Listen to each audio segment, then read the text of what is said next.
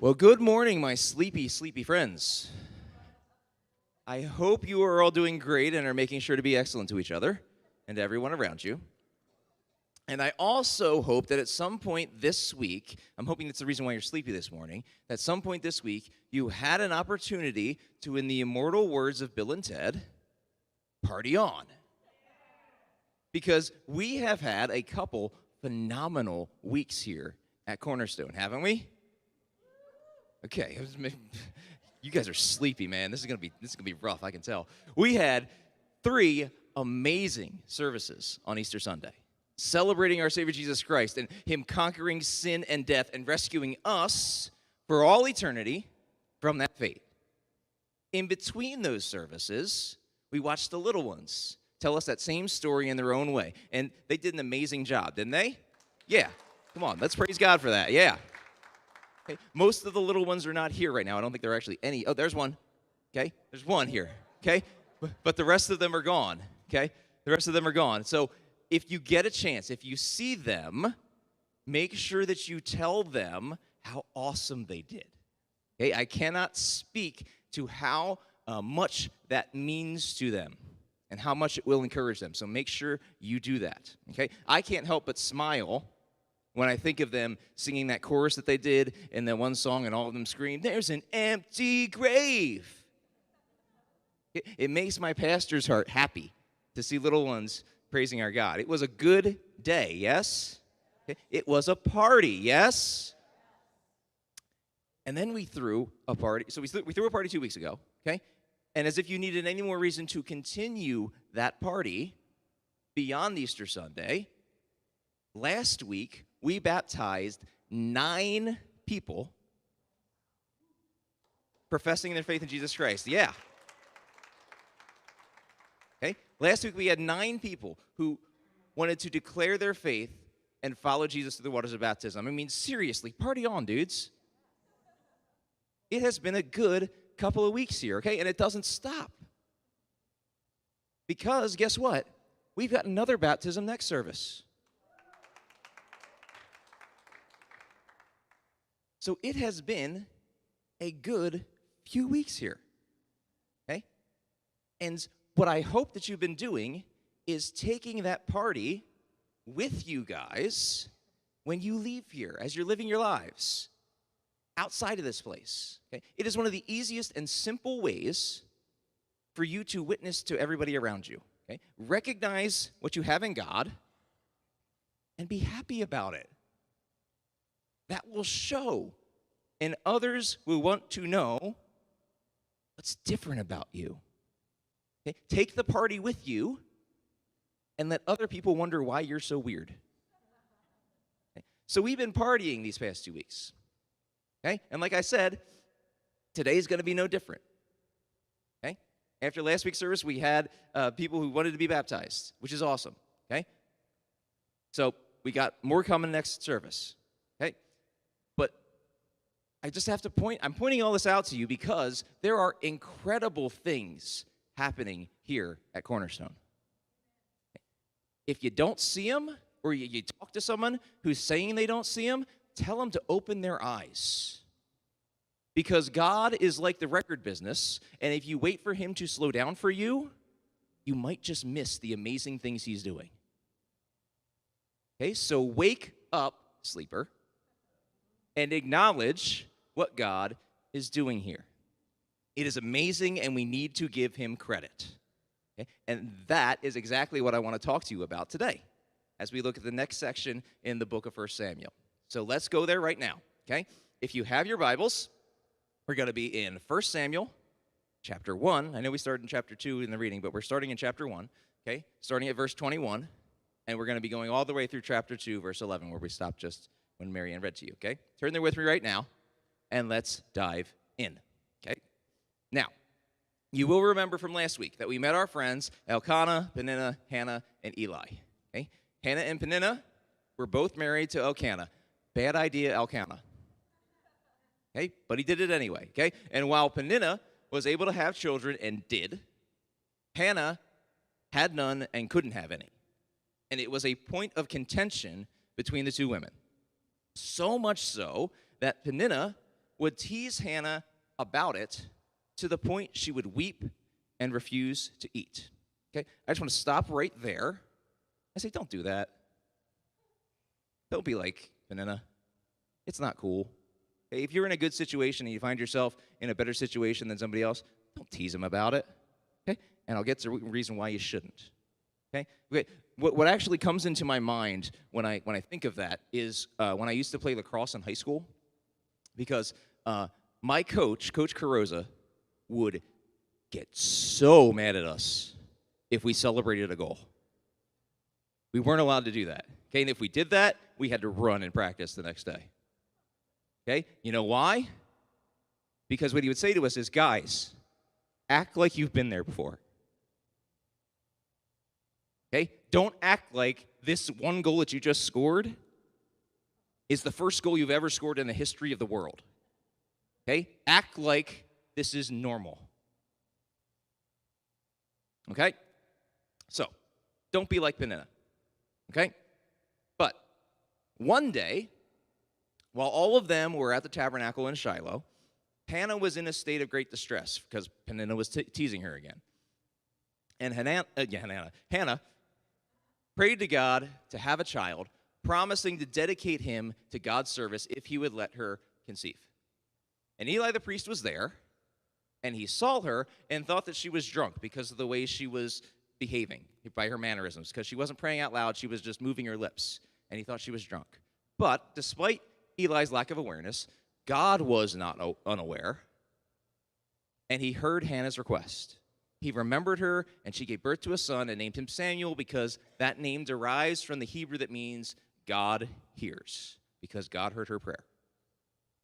And that's where we pick up at verse 21. It says, when her husband Elkanah went up with all his family to offer the annual sacrifice to Yahweh and to fulfill his vow, Hannah did not go. She said to her husband, after the boy is weaned, I will take him and present him before Yahweh, and he will live there always. Do what seems best to you, her husband Elkanah told her. Stay here until you have weaned him. Only may Yahweh make good his word. So the woman stayed at home and nursed her son until she had weaned him. Okay, so after Samuel's birth, Hannah doesn't go with Elkanah and Peninnah when they go to make the usual annual sacrifice that they did once a year. She explains to her husband that she's not going to go, and she's going to wait until the boy is weaned. It's a process that usually took about 2 to 3 years. And then, once the boy's weaned, she'll go with them on the next trip, the next time they go, and will make the proper sacrifice, and the boy's going to come too. Okay, she'll present him before Yahweh, as you usually would when God gives you a son. Okay, but also then mentions the interesting part, that Samuel is to be left behind at the tabernacle. He's to stay there and live there always, because he's to be dedicated to God's service. Okay, and Elkanah says, okay, sweetie, whatever you say. Now, it is hard for us to tell here whether Elkanah reacts this way because Hannah has already mentioned this part, the weird part, okay? The part of the plan where we leave the kid behind with the priest. The part where the father of the child should be going, I'm sorry, sorry, honey, what did you say again? Can you run that by me one more time? We're going to do what with the kid? We're leaving him behind? So it's hard to tell whether she's discussed this with Elkanah previously, so he's not taken aback by it here when we see it, or whether this is just Elkanah being Elkanah. We saw last week he is not exactly the most compassionate or engaged or connected husband. So either way, though, the plan goes forward. For 3 years, Hannah stays at home and weans Samuel, while Elkanah and Peninnah go once a year, like they always did, to Shiloh to offer the sacrifices like they always did. Okay? Then, it says, after he was weaned, she took the boy with her, young as he was, along with a 3-year-old bull, an ephah of flour, and a skin of wine, and brought him to the house of Yahweh at Shiloh. When the bull had been sacrificed, they brought the boy to Eli, and she said to him, pardon me, my lord, as surely as you live, I am the woman who stood here beside you praying to Yahweh. I prayed for this child, and Yahweh has granted me what I asked of him. So now I give him to Yahweh. For his whole life, he will be given over to Yahweh, and he worshiped Yahweh there. So she weans young Samuel, and then, like she said, takes him with her and the rest of the family to Shiloh to offer the proper sacrifice. That's what the Thanksgiving. That's what the bull and the ephah of flour and so forth. That's what that's all about. They're offering the usual sacrifice, okay, that you would give for the birth of a new son. And then they present him to the priest, to Eli, as one who is to be dedicated to God's service for his entire life. Okay, so the plan goes forward just like they planned. Okay? And then Hannah prays this lovely prayer. She says, "My heart rejoices in Yahweh. In Yahweh my horn is lifted high. My mouth boasts over my enemies, for I delight in your deliverance." Hannah is overjoyed with what God has given her. Even though this boy is to live in the tabernacle with Eli and his sons, and she's not going to see him very often, she is still overjoyed at the gift that she's received from God. She declares that in Yahweh, her horn is lifted high. Horns are the symbol of an animal's strength. What she's saying is that God has renewed and invigorated her strength. She is no longer downcast because the God who hears heard her prayer and granted her request. And then she takes a little shot at Peninnah, who is most likely right there next to her, hearing her pray this. And she points out how this deliverance that God gave her, the granting of a son, has taken all of the sting out of Peninnah's words. No longer can she hurt Hannah with a hateful words pointing out that she can't bear any children, because she has. Because God heard her and delivered her from that state. And she delights in that deliverance that God granted. Take that, Peninnah. And then Hannah gets to my favorite part of her prayer. She says, "There is no one holy like Yahweh. There is no one besides you. There is no rock like our God." See why we sang that earlier? Do not keep talking so proudly, or let your mouth speak such arrogance. For Yahweh is a God who knows, and by him deeds are weighed. The bows of the warrior are broken, but those who stumbled are armed with strength. Those who were full hire themselves out for food, but those who were hungry are hungry no more. She who was barren has borne 7 children, but she who has many sons pines away. Yeah, she's still taking shots at Peninnah right here. Yahweh brings death and makes alive. He brings down to the grave and raises up. Yahweh sends poverty and wealth. He humbles and he exalts. He raises the poor from the dust and lifts the needy from the ash heap. He seats them with princes and has them inherit a throne of honor. For the foundations of the earth are Yahweh's, and on them he has set the world.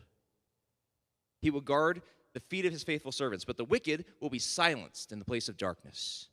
It is not by strength that one prevails. Those who oppose Yahweh will be broken. The Most High will thunder from heaven.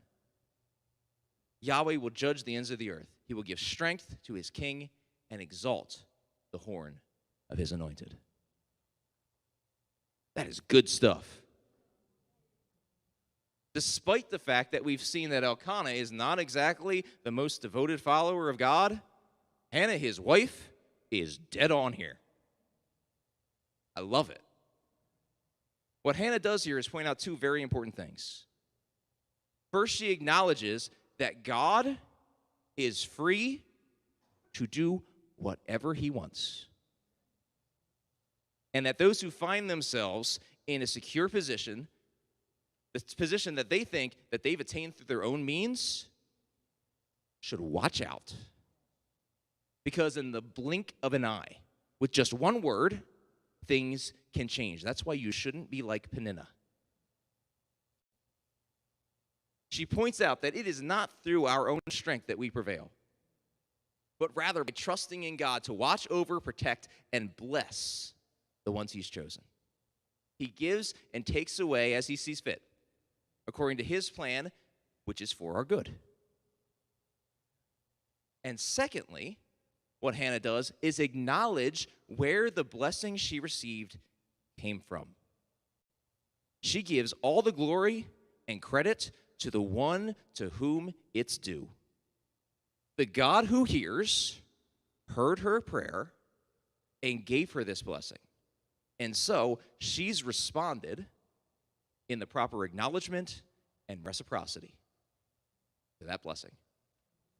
Hannah is bursting with happiness and praise for what God has done for her. She is partying just like we've been partying here for 3 weeks now. And from that joy, the joy that she's experienced through this blessing, she gives back to the one that gave it to her. It says, then Elkanah went home to Ramah, but the boy ministered before Yahweh under Eli the priest. So after they finish worshiping Yahweh, after Hannah finishes her prayer, Elkanah and his wives along with him, it's implied there, leave and go back home. And Samuel stays there and begins his training under Eli. So now they have this cute little 3-year-old learning how to become a little mini priest. Okay. But what can we take from this passage today? What do we need to learn from Hannah today? Okay. Well, first off, remember that our God is the one true God. There is no one like him in heaven or on earth. And he is a God who hears. What that means, firstly, is that you better be careful what it is you're saying and you're doing. Because he sees you and he hears you. Don't be like Peninnah, reveling in the good situation that you find yourself in, even to the point of teasing others who don't have it so good. Because God hears you when you do that. Okay? And in conjunction with that, the second thing we should take from this is that God can choose to do with you whatever he may want. So you may find yourself in a good situation like Peninnah. But guess what? God may see fit to remove any part or all of that good situation from you. And the opposite of that is true as well. You may find yourself in a bleak situation. Maybe you're hurting and struggling right now. Maybe as you sit in the house of God right here, right now, you find yourself, like Hannah, in a state of great anguish. You've cried out to God and asked him to help you. But listen to me. Our God is a God who hears. And he has heard you. Rely on him. He is a God who both sends poverty and wealth. He gives and takes away. Sometimes we don't understand why. In fact, most of the time, we don't understand why. But we do know for sure that he loves us and that he will give strength to those he has chosen. His plan, no matter how it presents itself right now, is for our good. Also note that even though Hannah has had this amazing blessing, okay, her son that she so desperately yearned for, she's had this son for just a short time, and now is no longer really going to see him. He's not going to be with her. But she still rejoices and thanks God for the short time that she's been able to have it. That's important for us to remember as well, especially since God's plans sometimes don't make sense to us, and he reserves the right to give and to take away. When he does take away, don't get bitter with him and angry because he took the good thing you wanted away from you. Instead, follow Hannah's example. Rejoice in the time that you had with the blessing that God gave you. God could have chosen not to give it to you at all. It was his all along, after all. He didn't have to give it to you, but he decided to. So don't get angry that he's now decided to take it away, but thank him for the time that he gave you with it. Another thing that I think is important for us to take with us today is how important it is for us to acknowledge everything that God has given us. See, too often, when things are going well, we forget to see through the proper lens. We neglect to thank God for the blessings he's given us. In fact, sometimes we get so foolhardy to claim that we have what we have because of us, because of our doing. Don't do that. Like we just said, God can give and he can take it away whenever he wants. If, for whatever reason, right now he has seen fit to give, acknowledge his charity and his goodness. Recognize that all of it belongs to him in the first place. Okay? On the other side, we also tend to get bogged down in worry and trouble when things aren't going our way. In fact, even that phrase I don't really like, that things aren't going our way. Okay? God's plan is for our good. So even if it's presenting itself in a way that we don't like right now, things are still going our way because things are still working out for our good. Okay? But when things aren't going our way, we get bogged down and worry and trouble. Okay? Listen to me and listen carefully because this is something that everyone needs to hear and commit to your memory. In fact, you have my permission to tattoo it on the back of your eyelids if you want to. Okay? Listen. Even the tough and hard situations in your life are a gift from God. I'll say it one more time. Even the tough and hard situations in your life are a gift from God. Do you know how they make diamonds? What you do is you take coal, nasty, dirty, black coal, and you press it really, really, really, really hard at a press. And that pressure, rearranges things and creates that beautiful diamond that we treasure so much. From dirty coal, we get crystal clear diamonds. Do you think if the coal could feel and communicate with us, that it would tell us that it enjoys being pressed down in the process of creating diamonds? I highly doubt it. Okay? In fact, I bet if the coal could talk, it would prefer not to be pressed down at all. It hurts, it's uncomfortable, and it's hard. But who can argue with the results, right? If God has given you things in your life that are pressing on you right now, you know why he's doing that? Because the pressure will help create pure, crystal clear diamond. A pure, crystal clear diamond of a child of faith in you. He's helping you grow. Even the hard things in your life are not there just to be hard.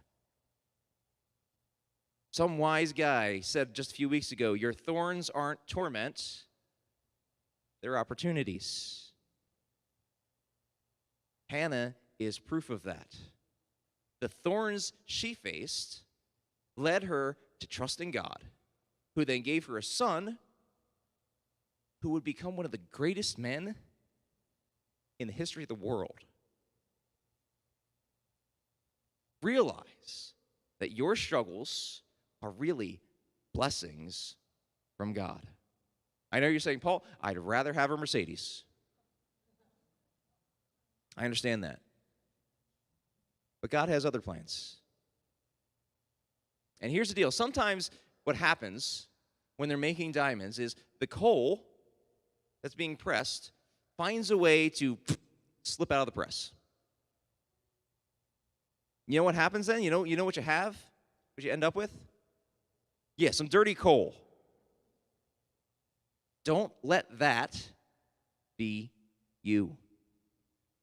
Stand firm in the strength of God and let him create a beautiful diamond in you. Don't slip out of the press. Remain in God's strength.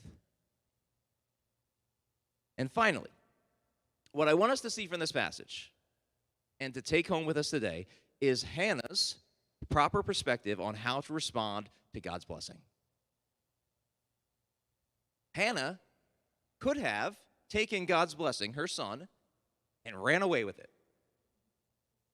She could have given birth to Samuel and said, you know what? I know I said I'd give this kid to God, but I think I want to keep him for myself. Deuces, I'm out. Okay? But she didn't. She recognized that Samuel was a gift from God, and that meant that Samuel belonged to God in the first place. Everything we have, and get this, everything we don't have is a gift from God. Your talents, your possessions, your skills, your time, everything you have belongs to God in the first place. He's just letting you borrow it for a while. What that means is we should respond to his gift by firstly, acknowledging who it belongs to in the first place. And secondly, using it to glorify the one who gave it to us. Okay? Pete mentioned it last week when he read that devotional from that prayer breakfast from the other church. Every single one of us has something that we can contribute to the work of the kingdom of God. God has blessed you with certain gifts. You probably know better than me what those are. The important thing is to realize who gave them to you and to give back to him in reciprocity. Give to God from the gifts that he's granted to you because they belong to him in the first place. He's just letting you borrow them. He could have not given them to you. So the very least you can do is give back to him through them. Hannah gave her only son. And look how that turned out. She gave to God the most precious thing to her in the entire world. And in turn, through that son, God changed the world. God is doing some amazing things here at Cornerstone. We've seen it over the past few weeks. He wants you, every single one of you, to be part of it. So join the party. Figure out what it is you have and give it to God. And let's see what he'll do with it.